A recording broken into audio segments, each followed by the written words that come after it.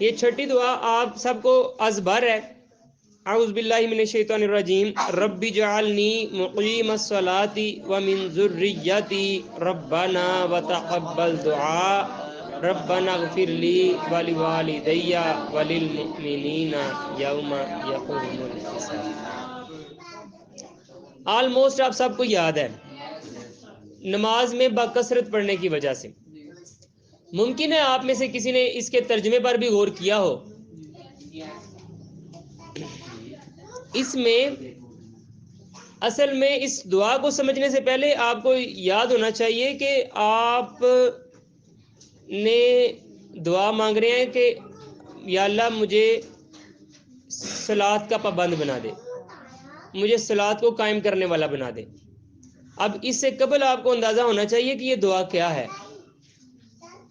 یہ آپ کو یاد ہوگا صلاۃ کورس میں آپ نے 3 دن میں میرے ساتھ مل کے یہ اسٹڈی کیا تھا کہ اللہ تعالیٰ یہ جو اشارات قرآن پاک میں اللہ تعالیٰ نے فرمائے ہیں ان کو مد نظر رکھتے ہوئے تو پتہ چلتا ہے کہ صلاۃ کا مطلب ہے اللہ کے نظام کے ساتھ منسلک ہو جانا، اللہ کے نظام کے اندر خود کو ضم کر لینا، اپنے آپ کو اللہ کی بندگی میں اس طرح جھونک دینا کہ اپنا آپ کچھ، اپنی مرضی کچھ باقی ہی نہ رہے. اب اپنے اس عہد کو تازہ کرنے کے لیے ہر روز 5 مرتبہ اللہ تعالیٰ نے ہمیں یہ یاد دہانی یا تذکیر کے اعتبار سے پوائنٹس دیے ہیں کہ 5 مرتبہ آپ روزانہ آئیں اور اپنا یہ تجدید عہد کریں، دوبارہ اپنا وعدہ تازہ کریں کہ تم نے میرے ساتھ وعدہ کیا ہے کہ تم اپنے آپ کو میرے نظام کے لیے وقف کر دو گے. اب اگر آپ کو یہ دعا یہ صلاۃ سمجھ آئے گی تو آپ کو یہ دعا سمجھ آئے گی. دعا کی جو ہے نا وہ بنیاد یہی ہے ربی جعلنی، اے میرے رب مجھے بنا دیجئے مقیم الصلاتی، نماز کو قائم کرنے والا، صلاۃ کو قائم کرنے والا مجھے بنا دیجئے. یہی دعا ہے. اس کے بعد کیا ہے وَمِن ذُرِّيَّتِي، اور میری ذریت کو بھی اور میری اولاد کو بھی صلاۃ قائم کرنے والا بنا دیجئے. اس کے بعد دوبارہ کیا ہے؟ دوبارہ وہی دعا کی طرف اشارہ ہے ربنا وتقبل دعا، اے ہمارے رب ہم سے یہ دعا قبول فرما لے. اس کے بعد اب مغفرت شروع ہوتی ہے ربنا اغفر لی، اے ہمارے رب مجھے بخش دے، والی والدیہ، اور میرے والدین کو بخش دے، وللمؤمنین، اور مومنین کو بھی بخش دے. کب؟ یوم یقوم الحساب، جب حساب کا دن ہو، جب حساب کا دن قائم ہو. اب نا اس دعا کی سینس کو آپ سمجھیں گے نا پھر آپ کو نا وہ باریکی سمجھ آئے گی. ایکچولی اللہ سے مغفرت مانگنے سے پہلے بھی آپ نے اپنا 100% دینا ہے.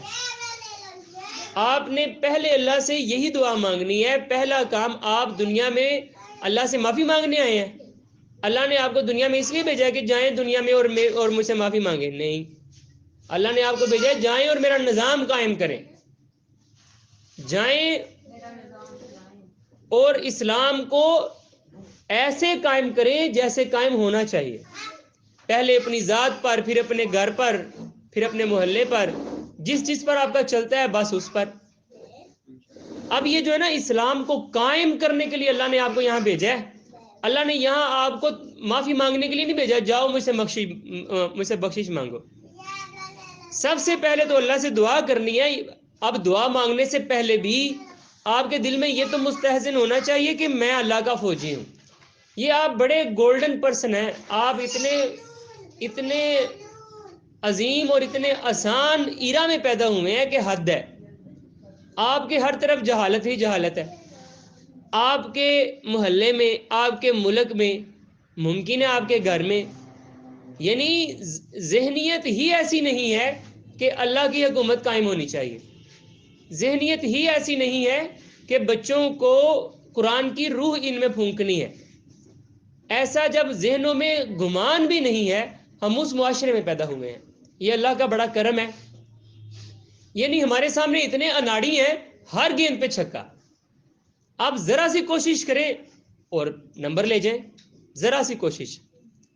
میں کل ایک پوڈ کاسٹ سن رہا تھا، کل یا پرسوں پتہ نہیں، ساحل ادیم کی. تو اس نے ایک بات کی، کہتا ہے اگر تو اللہ تعالیٰ نے ہمیں ایسا موقع نصیب کر دیا کہ پاکستان میں واقعی اللہ کی حکومت قائم ہو گئی, واقعی یہاں پر کوئی زکوٰۃ لینے والا باقی نہ رہا, ہر طرح سے آسودگی ہو گئی, اگر یہاں پر اللہ نے چاہا ہر طرح سے امن ہو گیا, سکون ہو گیا, تو میں اپنے بچوں کو یہاں سے نکال دوں گا. میں انہیں کہوں گا اب تمہارا یہاں کوئی کام نہیں ہے, تم ایک مسلمان کے بچے ہو, اب وہاں جاؤ جہاں پر کام ہونے والا. یہاں تو کام ہو چکا, یہاں پر اب رہ کے کیا کرنا ہے؟ انجوائے کرنے آئے ہو دنیا میں؟ نہیں, کام کرنے آئے ہو. لہٰذا یہاں تو اب کام ہو چکا, یہاں پر اللہ کی حکومت قائم ہے. آپ جاؤ سائبیریا میں, جرمنی میں جاؤ, وہاں پر جا کے تبلیغ کرو.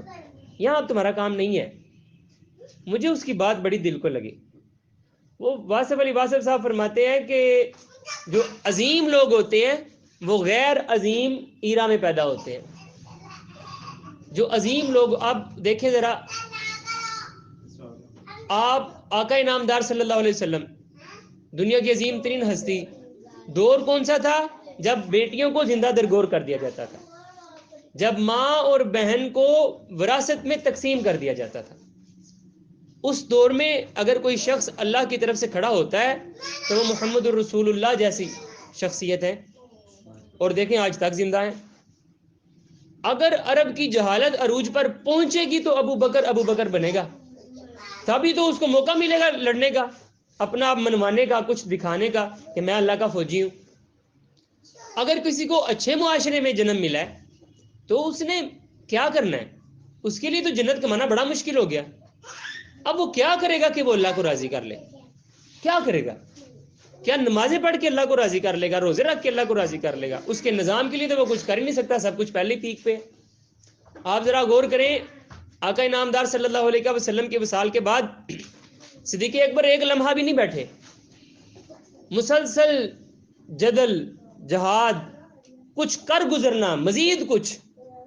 یہ مدعیان نبوت جھوٹے اٹھے ہیں, ان کا کلا کما کر دیں, اسلام کے لیے کچھ کریں تاکہ جنت کے حقدار بنیں.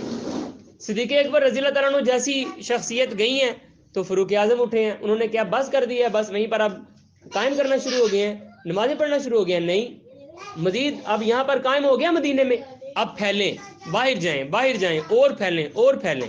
اللہ کا دین پوری دنیا پر قائم کر رہا ہے. جنت اتنی آسان نہیں ہے, کبھی اتنی آسان نہیں تھی جتنی آسان آج ہو گئی ہے.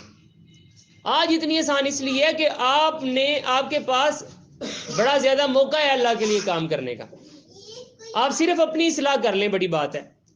اپنی اصلاح کرنے کے بعد آپ کو اندازہ ہوگا کہ آپ کی ماں, آپ کا باپ, آپ کی بہن, آپ کا بھائی, آپ کو اگر پہلے تو خود جب اندازہ ہوگا کہ جنت کیا ہے, جہنم کیا ہے, میں نے کس طرح جنت کا حقدار بننا ہے, اس کے بعد آپ کا دل چاہے گا نہیں میں نے اپنی بہن کو بھی بچانا ہے, اس کو بھی جنت میں لے کے جانا ہے.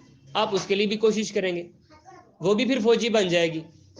پھر آپ دونوں مل کے اپنی والدہ, اپنی خالہ, اپنی ماسی, اپنی پھوپھی کے لیے کوشش کریں گے جس کے ساتھ آپ کی فرینکنس ہو. البتہ فی الحال آپ ایک ایسا ایرا میں ہیں, ایک ایسے دور میں ہیں جہاں پر کام کرنا نہایت آسان ہے اور نہایت ضروری بھی ہے, کیونکہ ہم باٹم لائن پہ ہیں. ہم اس سطح پہ ہیں جہاں پر ہمارا صرف نام مسلمان ہے, باقی مسلمانیت والی کوئی بات باقی نہیں رہی. بنیادی کتاب قرآن, بنیادی کتاب ایک ہی کتاب ہے جو اللہ تعالیٰ نے محفوظ رکھی ہے, اور وہ ہمارے پاس ہے, اور ہم اسے جانتے ہی نہیں. ہمیں وہ اوپر سے دیکھ کے پڑھنی بھی نہیں آتی کہ اللہ کیا رہا ہے. اور ہماری عمر اس قدر ہو گئی ہے کہ ہمیں انگریزی پڑھنی آ گئی ہے, حالانکہ انگریزی کا کوئی لنک نہیں ہے اردو کے ساتھ. اس کا رسم الخط ہی اور ہے, اردو کا رسم الخط ہی اور ہے. اردو کی ساؤنڈز ہی اور ہیں, انگلش کی ساؤنڈز ہی اور ہیں, کوئی میننگ سیم نہیں ہے. جبکہ عربی اردو کے اتنا قریب ہونے کے باوجود, اسی طرح اسی انداز سے لکھے جانے کے باوجود, آج تک آپ جتنی فلوئنسی کے ساتھ انگریزی پڑھ لیتے ہیں اتنی روانگی کے ساتھ شاید آپ سے قرآن پاک نہ پڑھا جائے, شاید مجھ سے بھی نہ پڑھا جائے. آپ کی کیا بات کرنی ہے؟ کیونکہ ہم ایک ایسے معاشرے میں پیدا ہوئے ہیں, اگر باٹم بنیاد سے نیچے کوئی سطح موجود ہے تو شاید ہم اس سے بھی نیچے ہیں, اپنی بنیادی کتاب کو اس قدر پیچھے چھوڑ چکے ہیں.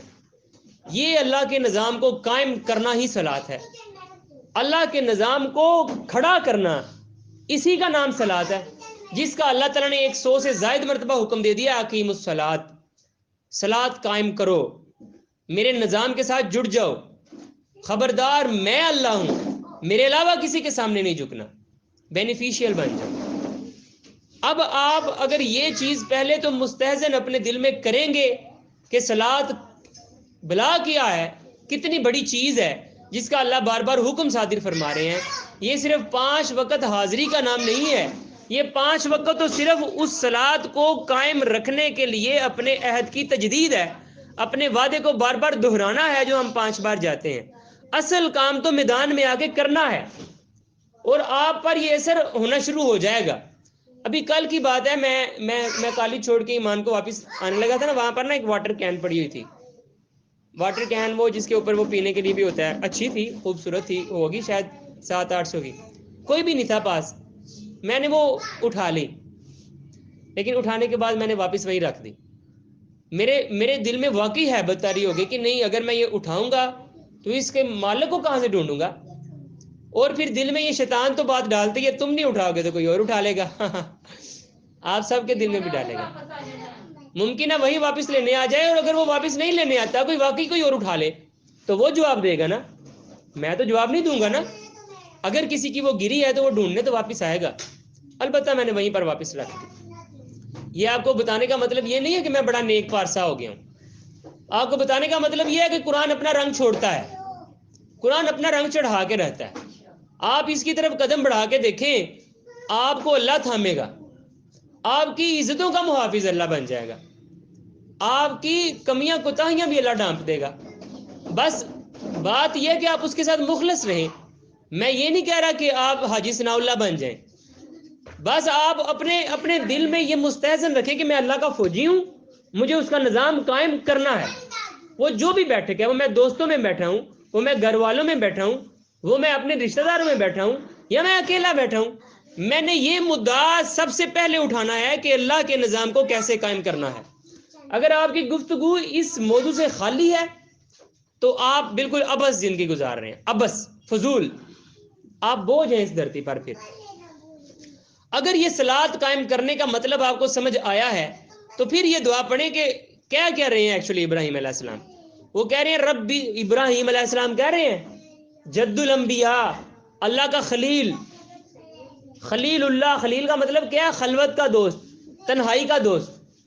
اب میں اپنے ساتھ کسی کی مثال ہی نہیں دے سکتا، میرا کوئی خلیل ہے ہی نہیں ہے جس کے ساتھ میں خلوت میں ملنا چاہوں، یعنی خلوت میں اپنی راز کی باتیں کرنا چاہوں جو میں کسی سے نہ کروں۔ یہ میری بدقسمتی کہہ لیں کہ نہیں ہے، لیکن اکثر لوگوں کے پاس ہوتا ہے اور ہونا بھی چاہیے۔ ربی جعلنی مقیم الصلاۃ، اے میرے رب مجھے صلاۃ قائم کرنے والا بنا دے، ومن ذریتی، اور میری اولاد کو بھی۔ اتنی بڑی دعا مانگی ہے اللہ سے، اتنی بڑی دعا مانگی ہے کہ صدق نہیں آیا کہ ایک مرتبہ مانگ لی ہے، دوبارہ کہا ربنا وتقبل دعا، اے ہمارے رب میری دعا قبول کر لے، اے ہمارے رب میں نے اتنی بڑی چیز مانگ لی ہے۔ یہی تو مدعا ہے، دنیا میں آنے کا مقصد ہی یہ ہے، جس نے یہ پا لیا اس نے تو سب کچھ پا لیا۔ ربنا وتقبل دعا، اے ہمارے رب ہماری دعا قبول فرما لے۔ جب یہ اپنا یہ جو آپ کے کرنے کا کام ہے جب یہ محفوظ کر لیا، اس کے بعد آیا کہ یا اللہ حق تو ادا نہیں ہو سکتا نا، کمیاں کوتاہیاں تو رہ جانی ہے، انسان ہے، تو ربنا اغفر لی، اے ہمارے رب مجھے معاف کر دے، میری مغفرت فرما دے، والی والدیہ، اور میرے والدین سے بھی حق نہیں ادا ہو سکا تیرا، ان کو بھی بخش دے، وللمؤمنین یوم یقوم الحساب، اور تمام مومنین کو بھی بخش دے جس دن حساب کا دن قائم ہوگا، اس دن نہ ان پہ رحم کر دینا، مغفرت ان کو معاف کر دینا، یہ ہیں مومن ہی تھے، مومن ہیں، تیرے ہی بندے ہیں، تیرے نظام کو قائم کرنے کی بڑی کوشش کی ہے، انہوں نے کر نہیں سکے، البتہ کمی بیشی رہ گئی ہے تو معاف کر دے۔ لیکن یہ کہے گا کون؟ جس نے کرنے کی کوشش کی ہوگی۔ اگر الا ماشاء اللہ کرنے کی کوشش ہی نہیں کبھی کی تو کس منہ سے کہے گا کہ یا اللہ یہ کر دے؟ آپ کے نا دعا مانگنے کا انداز ہی بدل جائے گا اگر آپ کو سمجھ آ رہی ہوگی آپ کیا کہہ رہے ہیں اللہ سے، مالک کائنات سے مانگ رہے ہیں۔ میرا خیال ہے یہ آپ کو پڑھانے کی ضرورت تو نہیں ہے، ایک مرتبہ البتہ آپ میرے ساتھ میرے پیچھے پیچھے پڑھ لیں تاکہ وہ اندازہ ہو جائے کہ یہ کہاں پر بات مکمل ہو رہی ہے۔ رب جعلنی مقیم الصلاۃ ومن ذریتی ربنا وتقبل دعاء ربنا اغفر لي ولوالدي وللمؤمنين يوم يقوم الحساب.